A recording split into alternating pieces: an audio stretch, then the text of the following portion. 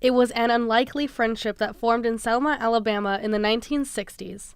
But 50 years after they had met as an 11-year-old black girl and 19-year-old white man, Charlotte Richardson and John Ballard say they've never forgotten each other. The two met on Turnaround Tuesday and again during the 50th anniversary jubilee of the Selma to Montgomery marches in March 2015. Didn't even have my number. If you were going to call, right away I got a call. Ballard was a sophomore at Harvard with an interest in human rights issues when he drove to Selma in his New York plated car. Richardson grew up in Selma and marched on Turnaround Tuesday after her cousin marched on Bloody Sunday, where she was severely beaten. So the people who went back on Turnaround Tuesday, those people who had been beaten before, are going back expecting that now. So in a way, they were hugely courageous to do that. Since the march, Ballard has continued to work toward human equality. He graduated from Harvard with a major he created himself, Black Studies.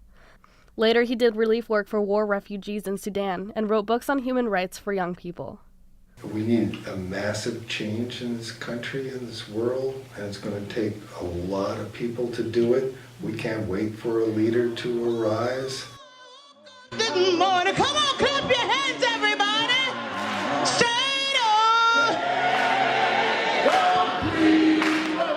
Charlotte Richardson was 9 years old when her friend stopped playing with her at a creek near her home in Selma, Alabama. She asked him why. I saw Fred, and so I asked him. I said, why you don't come there anymore? He said, because my mom said you're a nigger. Puzzled, Richardson asked her grandmother what that word meant. She never saw Fred again. It wasn't the last time Richardson would realize she was different from white children. As a young black, watching my grandmother raised me, and she had to. I remember when we were walking on the sidewalk, any white person passed by us, we had to move back and let them pass first. Okay, step in the mud or whatever the case may be. And not only that, having to go to the back door of a doctor's office, the blacks went to the back, the whites went to the front, even though you paid the same price to see the doctor. Richardson, then 12, marched for voting rights on Turnaround Tuesday. She knew the dangers because Alabama state troopers severely beat her cousin on Bloody Sunday.